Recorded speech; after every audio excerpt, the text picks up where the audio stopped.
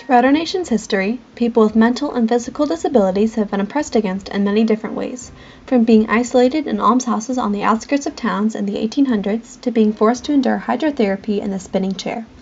While still existent, oppression against these people has significantly decreased as a result of the disability rights movement. In order to fully understand the causes of the movement and the positive effect it had on the future, one must look at the past of people with disabilities beginning after the nation's birth in the late 1700s. In the early years of the United States, people with disabilities were placed in isolated almshouses and asylums. This was common because people believed that caring for the disabled was a burden and they would not allow the caregivers to develop their new lives in the relatively new country. For many years, people were forced to live in establishments like these, where conditions and supposed treatment forms became increasingly more brutal. Hydrotherapy, which forced patients to lay in hot water for hours at a time, and electroconvulsive therapy, which induced seizures in patients with schizophrenia and epilepsy, were among many of the ineffective procedures done. Unfortunately, performing harmful procedures on people with disabilities was not solely common in the 1800s. As a result of the eugenics movement, reproductive sterilization on the disabled was required in 28 states by 1930. Although these things were happening, there was a slew of events and organizations advocating for people with disabilities at the same time, and these helped spark the movement that outlawed the aforementioned. Some of the first aid for people with disabilities was provided by schools. In 1817, American School for the Deaf was founded in West Hartford, Connecticut. 12 years later, Perkins School for the Blind was founded in Massachusetts. These schools started a long trend of programs designed to help the disabled. However, starting in the early 1900s, laws were beginning to be put into place to achieve the same thing. The Soldiers' Rehabilitation Act was passed in 1918, and it provided injured soldiers with financial assistance and training for new jobs. This also served as the inspiration for later acts that applied to all people with disabilities.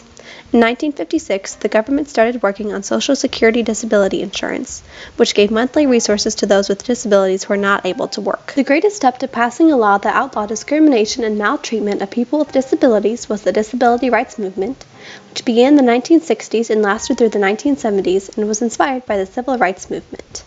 Advocates of the Disability Rights Movement, many of whom were family members of people with disabilities, were drawn to the peaceful protests of the Civil Rights Movement. Inspired to fight for their cause, disability rights advocates carried out a plethora of peaceful demonstrations, a march on Washington, and the nearly month-long 504 sit-in in San Francisco, California. The movement took place all over the country and led to the Architectural Barriers Act of 1968, Supplemental Security Income, the Education for All Handicapped Children Act of 1975, and, most importantly, the Rehabilitation Act of 1973. This act prevents disability-based discrimination from any federal branch or service. Each of these acts led up to the equivalent of the Civil Rights Act for people with disabilities, the Americans with Disabilities Act of 1990. Like the Civil Rights Act, the Americans with Disabilities Act, or ADA, prohibits any form of discrimination against people with disabilities in public spaces. After being signed by President George H.W. Bush in 1990, the ADA has positively influenced the lives of people with disabilities in numerous ways. Thanks to this act, people with disabilities have been increasingly integrated into mainstream society and have had fewer limitations placed on them. These people now have unlimited opportunities to go to college, work, and live with minimal assistance.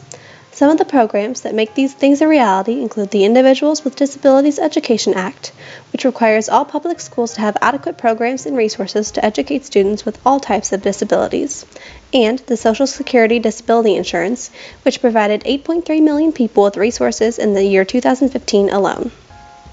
Other examples of people with disabilities being accepted into society and leading normal lives can be seen in sports, entertainment, and fashion. Since the founding of Special Olympics in 1968 and the Paralympics in 1989, the disabled have had the opportunity to play Olympic-style sports and compete around the world in the Special and Paralympic Games. Recently, one young woman with Down syndrome played the featured character, Becky, on the hit television show Glee, and another young boy with Down syndrome was the cover model for Anthropology's Spring magazine. Megan Bombars, a young woman with an intellectual disability, founded the successful fashion company Megology, which sells clothing featuring the phrase, "Don't limit me." Thanks to the disability rights movement, its subsequent acts, and the thousands of disability rights advocates who made it possible, people with disabilities will have better lives for the rest of time. Schools like Perkins School for the Blind and American School for the Deaf will continue to educate up-and-coming generations of some of the country's brightest people. The Americans with Disabilities Act will allow people with disabilities to make their mark by having an equal opportunity to work, live, and function like any other person in society. Thanks to the disability rights movement, we know that people with and without disabilities are more alike than different, and that all that is needed to prove that statement is an equal chance.